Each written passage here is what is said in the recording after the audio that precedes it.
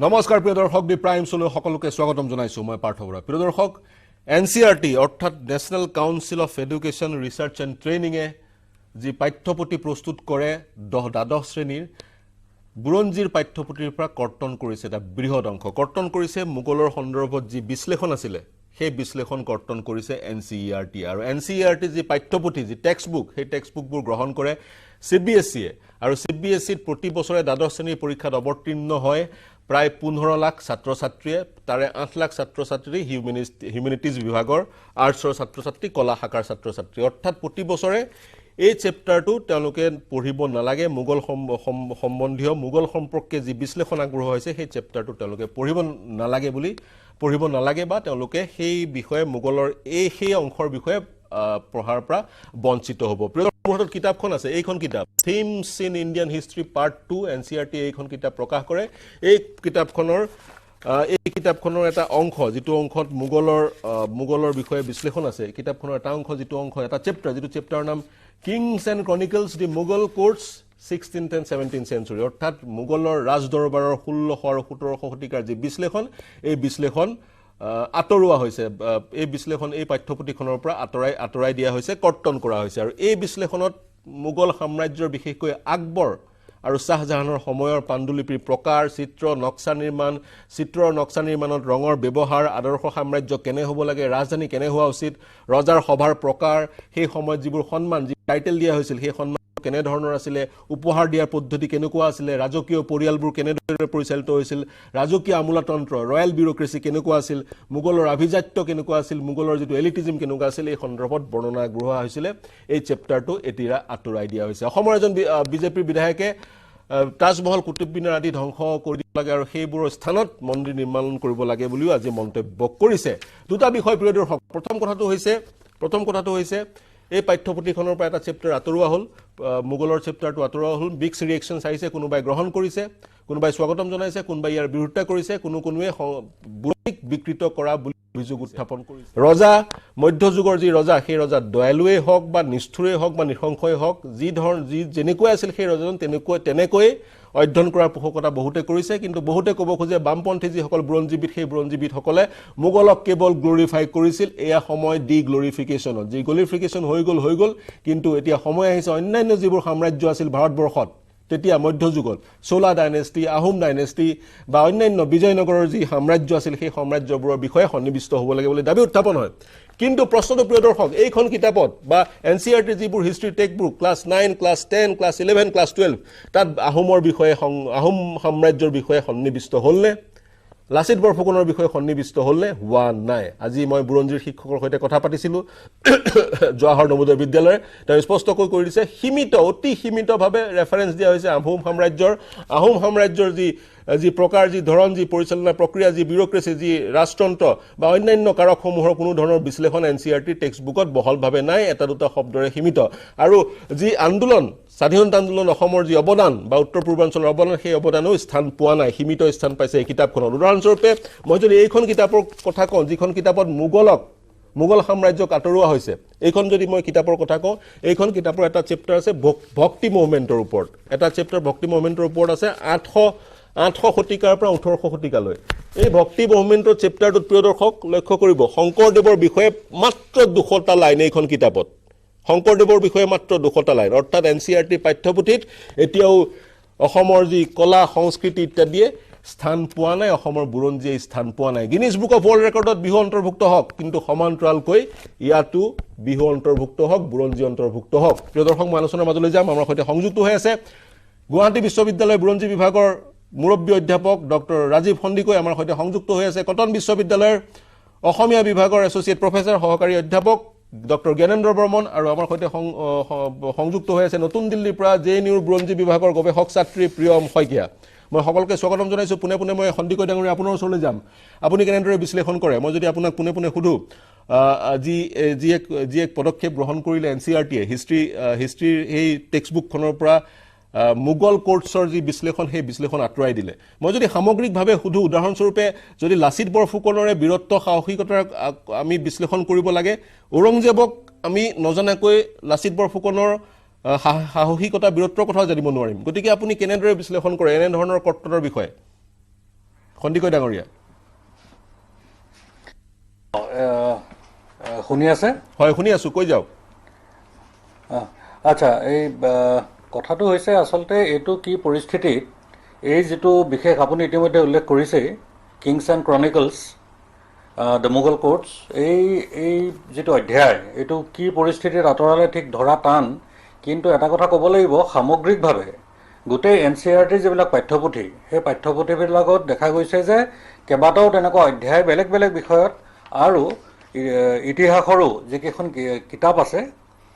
তাৰ পৰা আঁতৰোৱা হৈছে হয় এতিয়া আমাৰ যেটো পাৰ্ট 3 আছিলে এইটোতো আমি পাৰ্ট 1 পাৰ্ট 2 পাৰ্ট 3 পাৰ্ট 2 এক্সক্লুশনটো আমি যেটো আঁতৰোৱা হৈছে আমি গম পাওঁ কিংছ এণ্ড ক্ৰনিকলছ কিন্তু পাৰ্ট 3 ৰ পৰাও দুটাকৈ অধ্যায় আঁতৰাই দিয়া হৈছে কলনিয়েল চিটিজ আৰু এটা আণ্ডাৰষ্টেণ্ডিং পাৰ্টিশ্যন অৰ্থাৎ পাৰ্টিশ্যন পলিটিক্স পাৰ্টিশ্যন সম্বন্ধীয় যিখিনি কথা আছিল গুৰুত্বপূৰ্ণ এইটো অধ্যায় আছিল সেইটো আঁতৰোৱা হৈছে এতিয়া এইটো কিয় কৰিলে ঠিক ধৰা টান কেতিয়াবা এনেকুৱা হয় অৱশ্যে যেতিয়া আমাৰ কিবা পাঠ্যক্ৰম এটা বনোৱা হয় তাত কেইবাটাও দিশত দৃষ্টি নিক্ষেপ কৰাৰ প্ৰয়োজন বোধ কৰা হয় কেতিয়াবা ছাত্ৰ ছাত্ৰীৰ ওপৰত কিমান বুজা দিয়া হয় কেতিয়াবা বুজা কৰ্তনৰ কথা এটা ওলাই আছে হয় এনে সামগ্ৰিকভাৱে যদি আমি চাওঁ পাৰ্ট 1ত 4টা অধ্যায় আছে হয় পাৰ্ট 2ত এই যেটো কিংছ এণ্ড ক্ৰনিকলছ আঁতৰাই দিয়াৰ পিছত 4টা অধ্যায় হৈ পৰিল আৰু পাৰ্ট 3ত আছিলে 6টাৰ পৰা এই দুটা আঁতৰাই 4টা কৰিলে এতিয়া যদি ইমান মেকানিকেলি কথাটো কৰিছে মই ঠিক ধৰিব পৰা নাই কাৰণ আৰু ঠিক তেনেকৈ সিভিক্স ক্লাছ ক্লাছ 12ৰে সিভিক্সৰ পৰা এই American hegemony in world politics the cold war era এই অধ্যায়কেইটা আঁতৰোৱা হৈছে আৰু ইণ্ডিয়ান পলিটিক্স আফটাৰ ইণ্ডিপেণ্ডেন্সত ৰাইজ অফ পপুলাৰ মুভমেণ্টছ আৰু era of one party dominance এইকেইটাও আঁতৰোৱা হৈছে হয় দ্বাদশ শ্ৰেণীৰ পৰা কিছুমান নীতি থাকে হয় হয় হয় এই আটাইখিনি বস্তু এটাকে এক প্ৰকাৰে ক'ব গ'লে নতুন বস্তু সন্নিৱিষ্ট কৰা হোৱা নাই থকা বস্তু কিন্তু আঁতৰাই দিয়া হৈছে এতিয়া তাৰ ঠাইত কি আহিব নাহিব সেইটো আমি নাজানো কিন্তু যিকেইখন অন্ততঃ বুৰঞ্জী সম্পৰ্কীয় যিকেইখন কিতাপ আছিল অতি উচ্চমানৰ আমাৰ ইতিহাসবিদ ভাৰতৰ কিয় আন্তঃৰাষ্ট্ৰীয়ভাৱে জনাজাত যে আৰু খুব ভাল বুৰঞ্জীবিদ তেওঁলোকে লিখা এইকেইখন কিতাপ আমিও পঢ়ি ভাল পাওঁ আমি যদিও মানে এই পৰ্যায়ত বিশ্ববিদ্যালয় পৰ্যায়ত পঢ়ো আমি ছাত্ৰ ছাত্ৰীসকলক কওঁ তোমালোকে এইখন কিতাপ পঢ়িব লাগে হৰি বাসুদেৱন নীলাদ্ৰি ভট্টাচাৰ্য জয়া হাছান মানে অতি ভাল ভাল আপোনাৰ বুৰঞ্জীবিদে লিখা খুব সুন্দৰকৈ লিখিছে এইখন কিতাপ এতিয়া এই যেটো Kings and Chronicles the Mughal courts এইটো আঁতৰাই দিয়াটো হয়তো মই ভাবোঁ কাৰণ ইয়াত যিকেইটা যদি সেইটোৱে তেওঁলোকে ইমান মেকানিকেলি যদি কৰিছে কথাটো যে আমি 5টাৰ ঠাইত 4টা কৰিব লাগে তেতিয়াহ'লে এন ইম্পেৰিয়েল কেপিটেল বিজয়নগৰো আঁতৰাব পাৰিলেহেঁতেন হয় এতিয়া সেইকাৰণে এতিয়া ধৰাটো মানে কঠিন কিন্তু যেটো এটা পুনৰ লিখনৰ এটা আমি শুনি আছোঁ যে NCERT কিতাপবিলাক পুনৰ লিখন কৰা হ'ব প্ৰশ্নটো হয় অৱশ্যে কোনে কৰিব আজি যিসকলক সদায় কৈ থকা হয় এওঁলোক নিঅ' মাৰ্কছিষ্ট হিষ্টৰিয়ান তেওঁলোকৰ যিটো মানদণ্ডৰ ইতিহাস তেওঁলোকে লিখিছে ছাত্ৰ ছাত্ৰীসকল উপকৃত হৈছে সেই মানদণ্ডৰ ইতিহাস কোনোবাই লিখি তাৰ ঠাইত মানে অন্তৰ্ভুক্ত কৰিব পাৰিব নোৱাৰিব মোৰ কিন্তু সন্দেহ আছে মই সেইটোৱে সুধিব বিচাৰিছোঁ আপুনি যিহেতু খন্দিকৈ ডাঙৰীয়া আপুনি যিহেতু কম সময়ৰ কাৰণে আছে গতিকে পুনৰ দ্বিতীয়টো প্ৰশ্ন আপোনালৈ সুধিছোঁ যি বামপন্থী চিন্তাধাৰাৰে পৰিচালিত বুৰঞ্জীবিদে গ্লৰিফাই কৰিছে গুণানুকীৰ্তন কৰিছে মোগলৰ এনেধৰণৰ অভিযোগ উত্থাপন হয় বিভিন্ন সময়ত সেই অভিযোগ উত্থাপন হয় হৰবংশ মুখিয়া বা ইৰফান হাবিব জয়া হাছান বা ৰমিলা থাপৰ ইত্যাদি ইত্যাদি বুৰঞ্জী সমগ্ৰ দেশৰে বিশ্ববিদ্যালয়সমূহত অধ্যয়ন কৰা হয় বা মহাবিদ্যালয়সমূহত অধ্যয়ন কৰা হয় গতিকে এতিয়া ডি গ্লৰিফিকেশ্যনৰ এক প্ৰক্ৰিয়া আৰম্ভ কৰা হৈছে আৰু বুৰঞ্জীত যাতে সত্যটো উল্লেখ থাকে আৰু অদৰকাৰী যিবোৰ গ্লৰিফিকেশ্যন সেইবোৰ নাথাকে তাৰ এক পদক্ষেপ গ্ৰহণ কৰা হৈছে বা আৰু এই যি কৰ্তন কৰা হ'ল দ্বাদশ শ্ৰেণীৰ পাঠ্যপুথিৰ এক অংশ এই কৰ্তনো এই সমগ্ৰ প্ৰক্ৰিয়াটোৰ অংশ বিশেষ বুলি বহুতে ক'ব খোজে আপুনি এই গ্লৰিফিকেশ্যনৰ গোটেই থিয়ৰিটোক আপুনি কেনেদৰে চায় এই আচলতে আমি সেইকাৰণে ইতিহাসত আমি যেতিয়া এইটো পঢ়াওঁ, ইতিহাসৰ যিটো লেখন পদ্ধতি, আমি হিষ্টৰিঅগ্ৰাফি বুলি পঢ়োঁ, ইতিহাসৰ ইতিহাস প্ৰণয়ন কৰাৰো এটা ইতিহাস থাকে। আমাৰ এটা সময়ত এই গোটেই আমাৰ যিটো ভাৰতৰ বুৰঞ্জী, সেইটো যেতিয়া আমাৰ সাম্ৰাজ্যবাদী ইতিহাসবিদ তেওঁলোকে লিখিছিল, তেওঁলোকেতো আমাক বিভক্ত কৰিছিল এটা হিন্দু পিৰিয়ড, এটা মুছলিম পিৰিয়ড আৰু এটা মডাৰ্ণ পিৰিয়ড বুলি। হয়, কালক্ৰমত আমি সেইটো নস্যাৎ কৰিলোঁ। আমি এইটো প্ৰাচীন, মধ্য আৰু আধুনিক যুগ বুলি সেইবিলাক আমি তেনেকৈ গ্ৰহণ কৰিলোঁ পিছলৈ। আৰু আমাৰ যিখিনি নেশ্যনেলিষ্ট হিষ্টৰিয়ান, জাতীয়তাবাদী যিসকল ইতিহাসবিদ আছিল, তেওঁলোকে এটা সময়ত খুব গ্লৰিফাই কৰিছিলে আমাৰ প্ৰাচীন কালক। তাৰপিছত আহিলে আমি যিসকলক এতিয়া কৈ আছোঁ নব্য মাৰ্ক্সীয় ইতিহাসবিদ, কিন্তু কথাটো হৈছে কি, এই নিউ মাৰ্ক্সিষ্ট হিষ্টৰিয়ানসকলৰ এনেই আপোনাৰ ক্ৰিটিচাইজ কৰি থাকিলে নহ'ব, আৰু এক প্ৰকাৰে অভাৰ গ্লৰিফিকেশ্যন হোৱা বুলি মই আচলতে কথাটো নামানো। এটা কথা ঠিক যে ভাৰতবৰ্ষত ইতিহাসৰ আৰু বহুত গৱেষণা কৰিবলৈ বাকী আছে, আৰু বহুত কথা আচলতে অন্তৰ্ভুক্ত হ'বলৈ বাকী আছে। আমি এতিয়া যিখন এই ভাৰতবৰ্ষ বুলি ক'লে গোটেই আপোনাৰ যি এতিয়া মানচিত্ৰখন আছে, যিটো আচলতে ব্ৰিটিছ শাসনকালত তৈয়াৰ হ'ল, তাৰ বহুত এনেকুৱা ঠাই আছিলে পূৰ্বতে থকা কোনো এনেকুৱা ডাঙৰ ডাঙৰ সাম্ৰাজ্য, যেনে মোগল সাম্ৰাজ্যৰ অধীনত অসম কেতিয়াও নাছিল। এনেকুৱা বহুত ঠাই আছে যিবিলাক এতিয়া ভাৰতবৰ্ষৰ ভিতৰত অন্তৰ্ভুক্ত। এই ঠাইবিলাকৰ ইতিহাস আমাৰ নিশ্চয়কৈ ভাৰতবৰ্ষৰ যি সামগ্ৰিক ইতিহাস তাৰ মাজত অন্তৰ্ভুক্ত হোৱাটো খুবেই প্ৰয়োজন। আজি এতিয়া চোলা পাণ্ডিয়াৰ পিছতে আহোমসকলৰ দীৰ্ঘকাল ধৰি তেওঁলোকে যি শাসন কৰিছিল, তাৰ যিটো তাত সৰ্বভাৰতীয় যি ইতিহাসত তাৰ স্থান ক'বলৈ গ'লে আমি দেখাই নাপাওঁ, ৰেফাৰেঞ্চটো অতি কম। এই কথাবিলাক অন্তৰ্ভুক্ত হ'ব লাগিব। এতিয়া কি আঁতৰাইছে সেইটো এটা বেলেগ কথা,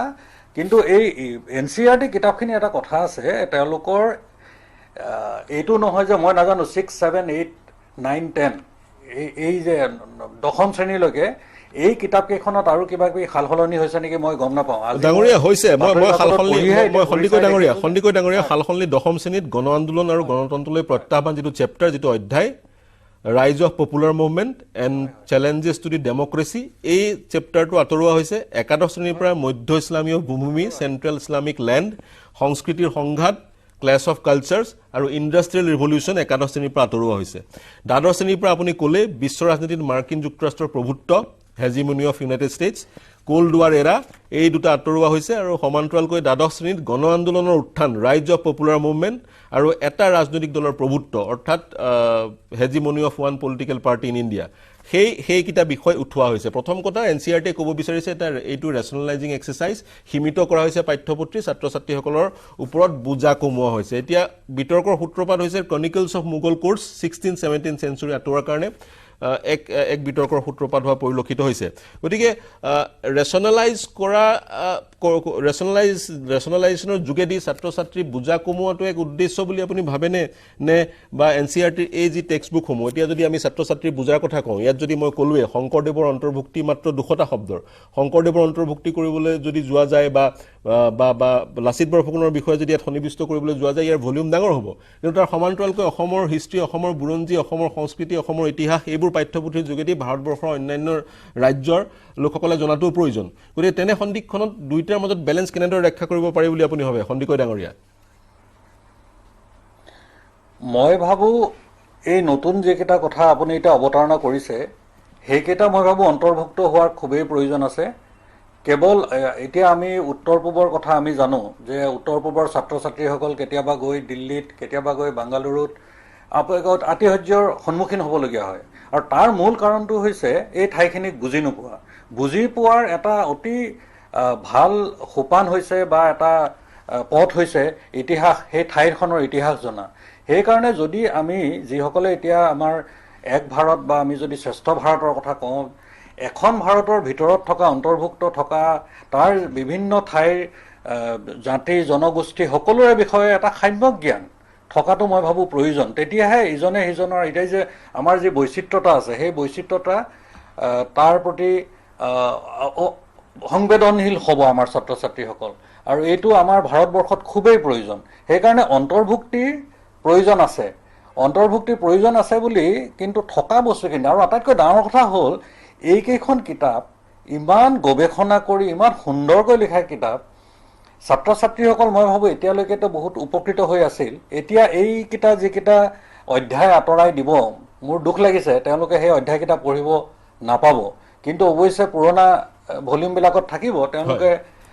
হয়তো কোনোবা শিক্ষকে পঢ়াই দিব পাৰে কিন্তু কিন্তু পৰীক্ষাৰ যিহেতু এটা কথা থাকে সেইকেইটা হয়তো এতিয়া আৰু প্ৰাসংগিক হৈ নাথাকিবগৈ তেওঁলোকৰ কাৰণে প্ৰাসংগিক সেইকাৰণে এইটো এটা অতি জটিল প্ৰশ্ন আচলতে মূলত এটা অতি জটিল প্ৰশ্ন আচলতে কাক সোমোৱাব কাক আঁতৰাব কাৰণ ভাৰতবৰ্ষ এখন অতি বিশাল দেশ আৰু ইয়াত মই ভাবোঁ এটা কথা ঠিক যে এই ইতিহাস কিন্তু যি ইতিহাস চলি আছে যি ইতিহাস হয়তো এই যে তথাকথিত নব্য মাৰ্ক্সীয় ইতিহাসবিদসকলে লিখিছে এইটো হয়তো ৰিভিজনৰ প্ৰয়োজন আছে আৰু ৰিভিজন হৈ আছে ইতিহাস সময়ে সময়ে ই ৰিভাইজ হৈ থাকিব ই তাৰ নতুন সংস্কৰণ ওলাব আৰু এইটোও ঠিক যে এই আজি যিটো এতিয়া প্ৰক্ৰিয়া চলিছে এই প্ৰক্ৰিয়াটো কিন্তু ইতিহাসৰ এটা অংশ হৈ পৰিব আমি যেনেকৈ মই কৈছোঁ যে ইতিহাসৰ আমি ইতিহাস পঢ়োঁ এই যে নতুন ইতিহাসৰ সৃষ্টিৰ যিটো এতিয়া পৰিকল্পনা চলি আছে বা যি প্ৰয়াস চলি আছে সেইটো কিন্তু পিছলৈ ৰাইজে ঘূৰি চাব আমাৰ ইতিহাসবিদসকলে ঘূৰি চাব আৰু সেইটো হয়তো কি ধৰণে তাক চিহ্নিত কৰিব এইটোও হ'ব পাৰে যে this is a period of communal history এনেকুৱা হ'ব পাৰে কিন্তু কথাটো হ'ল ইতিহাসৰ পৰা কোনোবাই যদি ভাবিছে যে ইতিহাসক নাইকিয়া কৰি দিম বা আজি মোগল সাম্ৰাজ্যৰ বিষয়ে কেৱল এই NCERT কিতাপত নাইকিয়া কৰি দিলে নাইকিয়া হৈ যাব সেইটো কিন্তু মূৰ্খামি হ'ব কাৰণ ইতিমধ্যে এই বিষয়বিলাক এইবিলাক আমি অকল এখন দেশৰ গণ্ডিৰ পৰা চালে নহ'ব সেইকাৰণে ইউনিভাৰ্চিটি বুলি কয় এই জ্ঞান এটা ইউনিভাৰ্চেল এটা সকলোৱে পৃথিৱীত বিভিন্ন দেশত এই ইতিহাসবিলাক পঢ়া হয় আমাৰ ইয়াত নাইকিয়া কৰিলে বিদেশত থাকিব আমাৰ যিখন সামগ্ৰিকভাৱে জ্ঞানৰ পৃথিৱী সেই জ্ঞানৰ পৃথিৱীৰ পৰা এইখিনি আঁতৰ হৈ যাব নোৱাৰে আঁতৰি নাযায় জ্ঞানৰ পাঠ্যক্ৰমত নাইকিয়া কৰিব পাৰে সেইটো এটা বেলেগ কথা সেইটো এটা অতি সেইটো সংকীৰ্ণ কিবা এটা কথাটোও হ'ব পাৰে বা কিবা কথাত হয়তো মই যিটো কৈছোঁ যে এইটো হয়তো সামগ্ৰিকভাৱে চালে এনেকুৱা লাগে যে ছাত্ৰ ছাত্ৰীসকলৰ ওপৰত বুজ কমোৱাৰ এটা প্ৰয়াস হ'ব পাৰে কিন্তু প্ৰশ্ন আহিছে এইটো কাৰণে হ'ব পাৰে প্ৰশ্ন আহিছে যিখিনি এতিয়া আচলতে আঁতৰাই দিয়া হ'ল সেইখিনি লৈ কাৰণ এই তাত কিবা মতাদৰ্শগত কিবা কথা আছে নেকি যাৰ দ্বাৰা অনুপ্ৰাণিত হৈ এই কামটো কৰা হৈছে এই কথাটো কিন্তু সকলোকে খুন্দিয়াইছে আৰু আমাৰ ছাত্ৰ ছাত্ৰীসকলৰ মাজতো মই জানো যথেষ্ট প্ৰতিক্ৰিয়াৰ সৃষ্টি হৈছে আৰু এইদৰে কিন্তু ইতিহাসক সলনি কৰিব পৰা নাযায় যিসকলে এইটো ভাবিছে যে পাঠ্যপুথিৰ দ্বাৰা ইতিহাস সলনি কৰিব সেইটো মই ভাবোঁ এটা ক'বলৈ গ'লে মানে এইটো চিন্তা নকৰাই ভাল পাঠ্যপুথিৰ যোগেদি ইতিহাস সলনি কৰিব পৰা নাযায় কিন্তু ইয়াৰ এটা উদ্দেশ্যও থাকিব পাৰে ছাত্ৰ ছাত্ৰীসকলৰ যি বুজা সেই বুজা হ্ৰাস কৰিবলৈ কিছু অধ্যায় কৰ্তন কৰা হ'বও পাৰে কিন্তু তাৰে মাজতে ক্ৰনিকলছ অফ মোগল কোৰ্টছক কিয় বাছি লোৱা হ'ল এটা দীঘলীয়া চেপ্টাৰ প্ৰিয় দৰ্শক 224 পেজৰ পৰা এই চেপ্টাৰটো আৰম্ভ হয় আৰু 224 পেজৰ পৰা চেপ্টাৰটো আৰম্ভ হৈ 256 পেজত চেপ্টাৰটো শেষ হয় আৰু চেপ্টাৰটো শেষ হয় আৰু বিশেষকৈ মোগল কোৰ্টছ মোগল ৰাজদৰবাৰৰ বিষয়ে বিশ্লেষণ এই চেপ্টাৰটোত আছে কি বিশ্লেষণ আছে ইতিমধ্যে মই ক'লোৱে কিন্তু আমি দুটা প্ৰশ্ন উত্থাপন কৰিছিলোঁ প্ৰথম প্ৰশ্নটো হৈছে এনেধৰণে বুৰঞ্জীৰ কিছু অংশ কৰ্তন কৰি সেই বুৰঞ্জীক জানো জ্ঞানৰ যি পৃথিৱীৰ পৰা মুচি পেলাব পাৰে প্ৰথম প্ৰশ্ন দ্বিতীয় প্ৰশ্নটো হৈছে এই টেক্সটবুকসমূহত কেতিয়া অসমৰ বুৰঞ্জী কেতিয়া অসমৰ সাহিত্য সংস্কৃতি অন্তৰ্ভুক্ত হ'ব সন্দিকৈ ডাঙৰীয়া কিছু সময় মোৰ সৈতে আৰু আপুনি 3-4 মিনিট সংযুক্ত হৈ থাকক মোৰ সৈতে আৰু অতিথি সংযুক্ত হৈ আছে গৱেষক ছাত্ৰী জৱাহৰলাল নেহৰু বিশ্ববিদ্যালয়ৰ প্ৰিয়ম শইকীয়া আৰু মোৰ সৈতে সংযুক্ত হৈ আছে ডক্টৰ জ্ঞানেন্দ্ৰ বৰ্মন অধ্যাপক কটন বিশ্ববিদ্যালয়ৰ অসমীয়া বিভাগৰ বৰ্মন মই বিৰতি ল'ব লাগিব কিন্তু বিৰতিৰ লৈ যোৱাৰ পূৰ্বে আপোনাৰ পৰা প্ৰতিক্ৰিয়াটো লৈ ল'ব বিচাৰিম আপুনি ৰাজীৱ সন্দিকৈ ডাঙৰীয়াৰ মন্তব্য শুনিলে আপুনি কেনেদৰে প্ৰতিক্ৰিয়া প্ৰকাশ কৰে সমগ্ৰ ঘটনাটোৰ চাওক এই সমগ্ৰ প্ৰক্ৰিয়াটোত অকল ইতিহাসৰে নহয় আন বিষয়ৰো কিছু যিটো বাৰ্ডেন ষ্টুডেণ্টৰ ওপৰত যিটো অত্যাধিক কোৰ্চৰ প্ৰেছাৰ পৰিছিলে সেইটো কমোৱা হৈছে তাৰ এক প্ৰক্ৰিয়া আৰু ইতিহাসৰ যিটো এক প্ৰক্ৰিয়া, ইতিহাস এটা সত্য অন্বেষণৰ এক প্ৰক্ৰিয়া, আৰু বহুত সময়ত দেখা গৈছে ইতিহাসত বহুত সময়ত because of it is also' an ideological construction, knowledge is also' an ideological construction, আৰু সেই প্ৰক্ৰিয়াত ইতিহাসত দেখা পোৱা গৈছিলে যে বহুত সময়ত আমাৰ ইতিহাসৰ পৰাই যেন আমাক আঁতৰাই লৈ যোৱা হৈছে। উদাহৰণস্বৰূপে আপুনি উনুকিয়াইছে যে আজি ভাৰতৰ ইতিহাসত, সামগ্ৰিক ইতিহাসত আজি আমাৰ আহোমৰ গৌৰৱ উজ্জ্বল কাহিনী নাই, বা বৰ্মন বংশৰ ভাস্কৰ বৰ্মাৰ উল্লেখ নাই। গতিকে এই কথাবিলাকৰ এডিশ্যন সংলগ্ন হ'ব লাগিব ইতিহাসত সামগ্ৰিক এক হলিষ্টিক এক এপ্ৰ'চৰ খাতিৰতে। আৰু একে সময়তে আমাৰ ইতিহাস আমি কি ধৰণে চাম, তিনিটা এপ্ৰ'চ আছে, এণ্টিকুৱেৰিয়ান এপ্ৰ'চ, নে মনুমেণ্টেল এপ্ৰ'চ, নে ক্ৰিটিকেল এপ্ৰ'চ। নিটছে কৈছিলে এই তিনিটা এপ্ৰ'চৰ কথা। এতিয়া মই ভাবোঁ আমি এটা ক্ৰিটিকেল এপ্ৰ'চ লৈ অতীতৰ পৰা শিকিব লাগিব, একে সময়তে অতীতৰ ভুলবোৰৰ পৰা সেই ভুলৰ যাতে পুনৰাবৃত্তি নহয় সেইখিনি কথা শিকিব লাগিব। আৰু দুৰ্ভাগ্যক্ৰমে এটা কথা লক্ষ্য কৰা গৈছিলে যে আমাৰ ইতিহাসত আজি মোগলৰ ইতিহাস সম্পৰ্কে আমাৰ অসমৰ সাহিত্যতে কওক বা সামগ্ৰিকভাৱে ভাৰতৰ বুৰঞ্জীতে কওক বিস্তৃত আমি দেখিবলৈ পাইছো, কিন্তু সেই অনুপাতে আন দিশত আজি চোলা বংশৰ ইতিহাসে হওক বা অসমৰ আহোম ডাইনেষ্টিৰ ইতিহাসে হওক সেইবিলাকৰ উল্লেখ নাই। ডক্টৰ বৰ্মন, মই সেইটোৱে ক'ব বিচাৰিছোঁ, মোগলক ৰিপ্লেচ কৰি পেলাই সেইসমূহ ইতিহাস সংযোজন হ'ব,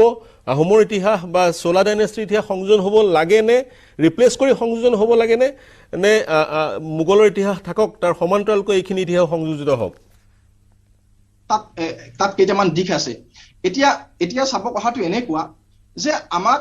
আক্ৰমণ কৰিছিলে, ঔৰংজেবে আক্ৰমণ কৰিছিলে, শৰাইঘাটৰ যুদ্ধ হৈছিলে। আমি আমাৰ ল'ৰা ছোৱালীক লাচিতৰ বীৰত্বৰ কথা আমি পঢ়াম নে আমি ঔৰংজেবক গ্লৰিফাই কৰিম? Process of selection and rejection, এই প্ৰক্ৰিয়াটো থাকিব লাগিব, এটা জাতিৰ জীৱনত সদায় থাকে। গতিকে আমি চাব লাগিব যে আমি লাচিতৰ বীৰত্বৰ জয়গান গাব লাগিব। এইটো আপুনি নেশ্যনেলিষ্ট এপ্ৰ'চ বুলি ক'ব পাৰে বা এটা নিউট্ৰেল সত্যৰ নিৰ্ভৰ এটা এপ্ৰ'চ বুলি ক'ব পাৰে। ঔৰংজেবে আক্ৰমণ কৰিছিলে, সেই আক্ৰমণকাৰী বুলি আমি উপস্থাপন কৰিব লাগিব। কিন্তু দেখা পোৱা গৈছিলে, এই কিতাপবিলাক যদি আপুনি অধ্যয়ন কৰি দেখিব, দেখা পোৱা গৈছিলে যে আমাৰ ওপৰত আক্ৰমণ কৰা আক্ৰমণকাৰীক গ্লৰিফাই কৰা হৈছিলে। এই কথাটো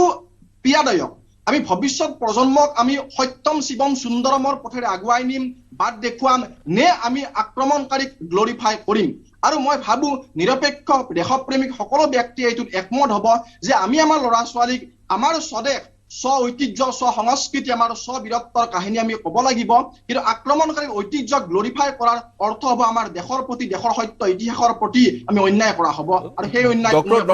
ডক্টৰ বৰ্মন, কৰ্তন কৰাতকৈ মচি দিয়াতকৈ কোনোবা এজন ৰজা যদি মধ্যযুগৰ কোনোবা এজন ৰজা যদি আক্ৰমণকাৰী আছিলে আমি তেওঁক আক্ৰমণকাৰী হিচাপে পঢ়োঁ, বা ঔৰংজেবে অসম আক্ৰমণ কৰিছিলে সৰ্বজন বিদিত এটা ধ্ৰুৱ সত্য। ঔৰংজেবে অসম আক্ৰমণ কৰিছিল বা ৰামসিংহই অসম আক্ৰমণ কৰিছিল ঔৰংজেবৰ নিৰ্দেশত, এয়া সকলোৱে জানে। কিন্তু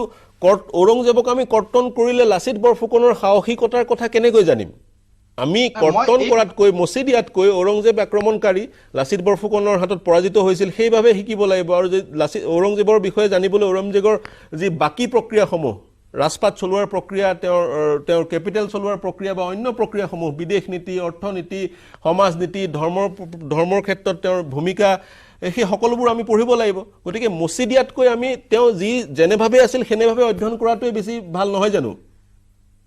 মই এইটো ক্ষেত্ৰত মই পূৰ্বতে কোৱা নিচিনাকে যে অকল এই ইতিহাসৰ এই অধ্যায়কেইটাই নহয়, আন ছাবজেক্টৰো বহুত, কাৰণ ল'ৰা ছোৱালীৰ ওপৰত যাতে প্ৰেচাৰটো কমকৈ পৰে সেই অনুসৰি এই ব্যৱস্থা লোৱা হৈছে। এইটো ক্ষেত্ৰত মই আপোনাৰ লগত একমত যে কোনোবা যদি আমাক আক্ৰমণ কৰিছিলে আক্ৰমণকাৰী বুলি আমি পঢ়াব লাগিব, আৰু কিবা এটা বিপদজনক প্ৰকৃতিয়ে যদি আমাক সমাজখনক সংকট নমাই আনিব পাৰে তেতিয়াহ'লে সেই বিপদজনক প্ৰকৃতি সম্পৰ্কে আমাৰ ল'ৰা ছোৱালীক, আমাৰ যুৱ প্ৰজন্ম আমি সজাগ কৰিব লাগিব যে এই আগ্ৰাহী প্ৰকৃতি, ঔৰংজেবৰ প্ৰকৃতিয়ে হওক বা বাবৰৰ প্ৰকৃতিয়ে হওক, যিটো বিচাৰধাৰাক ৰেপ্ৰেজেণ্ট কৰে, এই বিচাৰধাৰা আমাৰ কাৰণে বিপদজনক হ'ব পাৰে। এতিয়াকে আমি সাৱধান সচেষ্ট থাকিব লাগে। মই এইটো ক্ষেত্ৰত আপোনাৰ লগত একমত যে আক্ৰমণ যদি কৰিছিলে ডক্টৰ বৰ্মন, মই শেষটো প্ৰশ্ন মই ডক্টৰ সন্দিকৈৰ পৰা লৈ ল'ম, যদি ডক্টৰ সন্দিকৈ সংযুক্ত হৈ আছে। শেষৰটো প্ৰশ্ন, মানৰ আক্ৰমণৰ সন্দৰ্ভত যি ধৰণে বিশ্লেষণ হ'ব লাগিছিল, ডক্টৰ সন্দিকৈ যদি সংযুক্ত হৈ আছে। হয় ডক্টৰ সন্দিকৈ, মই আপোনাৰ শেষৰটো প্ৰশ্ন আপোনাৰ পৰা শেষৰটো প্ৰশ্ন আপোনালৈ মই এৰিলোঁ। মানৰ আক্ৰমণ উদাহৰণস্বৰূপে আমি অসমৰ মানৰ আক্ৰমণ যি ধৰণে উল্লেখিত হ'ব লাগিছিল, বিশ্লেষণ হ'ব লাগিছিল অসমৰ বুৰঞ্জীত, সেয়াও উপস্থাপন নাই হোৱা বুলি বিভিন্নজনে ক'ব খোজে আপোনাৰ লৈ মোৰ শেষৰটো প্ৰশ্ন আপুনি কেনেদৰে বিশ্লেষণ কৰে সেই সংঘাতক আমি এৰাই চলিলে হ'ব জানো অসমৰ বেলিকাও দেখা যায় মানুহৰ আক্ৰমণৰ বিশ্লেষণ যি ধৰণে তাত নাই সেইটো আচলতে মই কৈছোৱে ইতিহাসত যিমানবিলাক কথা সন্নিৱিষ্ট হৈছে তাতকৈ হয়তো বহু কথা সন্নিৱিষ্ট নোহোৱাকৈ আছে এইটো সম্ভৱ হয় আৰু সেইকাৰণে আচলতে গৱেষণা চলি থাকে নতুন বস্তুৰ অৱতাৰণা হয় নতুন কথা সংযোগ হয় আৰু তাক লোৱা হয় মই এটা কথা কিন্তু মই ঘূৰি গৈ ক'ব বিচাৰোঁ যে এই যি NCERTৰ যিবিলাক কিতাপ আছে মানে দশম শ্ৰেণীলৈকে যিখিনি আছিলে তাত যে একেবাৰে তাৰ চেপ্টাৰকেইটাত কি হৈছে মই ক'ব নোৱাৰোঁ দশম শ্ৰেণীলৈকে হয় আৰু এই একাদশ আৰু দ্বাদশ শ্ৰেণীত আচলতে থিমছ অফ ইণ্ডিয়ান হিষ্ট্ৰী বুলি আছে হয় আৰু থিমছ অফ মানে ৱৰ্ল্ড হিষ্ট্ৰী তেনেকৈ সেই ইয়াত মানে কি কৰিছে এইটো পৰ্যায়ত তেওঁলোকে যিহেতু একাদশ আৰু দ্বাদশ শ্ৰেণী তেওঁলোকে ইয়াত যিবিলাক সন্নিৱিষ্ট কৰিছে যিবিলাক অধ্যায় তাত মানে সমলৰ লগত সংযোগ কৰি কেনেকৈ এক মানে বিজ্ঞানসন্মত ইতিহাস লিখিব পাৰি বুজিব পাৰি এই কথাবিলাক এই আচলতে এই পাৰ্ট 1 পাৰ্ট 2 পাৰ্ট 3 এই যে আমি কৈ আছো এতিয়া দ্বাদশ শ্ৰেণীৰ কিতাপ বা একাদশ শ্ৰেণীৰ কিতাপত এইবিলাক অলপ এটা উচ্চ পৰ্যায়ৰ ইতিহাস ক'বলৈ গ'লে আছে আৰু এনেকৈ যেতিয়া থিম বুলি কয় কিবা এটা বস্তু থিমেটিক কৰে তেতিয়া কিন্তু কিছু কথা বাদ পৰি যোৱাটো অস্বাভাৱিক নহয় কিন্তু সামগ্ৰিক যি আমাৰ যিটো নেৰেটিভ আছে ভাৰতবৰ্ষৰ তাত এইটো কথা ঠিক যে উত্তৰ পূবৰ প্ৰায় তাত কোনো ধৰণৰ আমাৰ হেৰিয়ে নাই ক'বলৈ গ'লে ৰিপ্ৰেজেণ্টেশ্যন কোনো ধৰণৰ তাত অন্তত এটা চেপ্টাৰটো থাকিব লাগে এটা অধ্যায় অন্তত পূৰ্ণাংগ এটা অধ্যায় থকাটো মই ভাবোঁ উচিত কাৰণ ভাৰতবৰ্ষৰ এই ইতিহাসৰ আচলতে ইয়াৰ প্ৰয়োজনীয়তা ইয়াৰ প্ৰাসংগিকতা বহুত আছে কাৰণ মানুহক বুজাৰ মানুহক ইঠাইৰ মানুহৰ লগত ইঠাইৰ মানুহৰ সংযোগ কৰাৰ হৃদয়ৰ সম্পৰ্ক যদি আনিবলৈ বিচৰা হয় জানিবলগীয়া মানে মানুহখিনিয়ে এইখিনি মানুহক জানিব লাগিব এঠাইৰ মানুহে বেলেগ এঠাইৰ মানুহক জানিব লাগিব আৰু জানিব লাগিব সন্দিকৈ ডাঙৰীয়া পাঠ্যপুথি হৈছে সেই ধৰণে জনাৰ উৎকৃষ্ট মাধ্যম সন্দিকৈ ডাঙৰীয়া মই এটা বিৰতি ল'ব লাগিব আপুনি ধন্যবাদ জনাইছোঁ আমাৰ সৈতে সংযুক্ত হোৱাৰ কাৰণে আৰু এইখিনি বিশ্লেষণ আগবঢ়োৱাৰ কাৰণে মই এটা বিৰতি লৈছোঁ বিৰতিৰ পিছত পোনে পোনে জেউনুৰ গৱেষক ছাত্ৰী প্ৰিয়মৰ ওচৰলৈ যাম শীঘ্ৰে ঘূৰি আহিম কেৱল ষ্ট্ৰং নহয় মাইথান ষ্ট্ৰং মাইথান ষ্টীল নিৰ্মাণৰ মানদণ্ড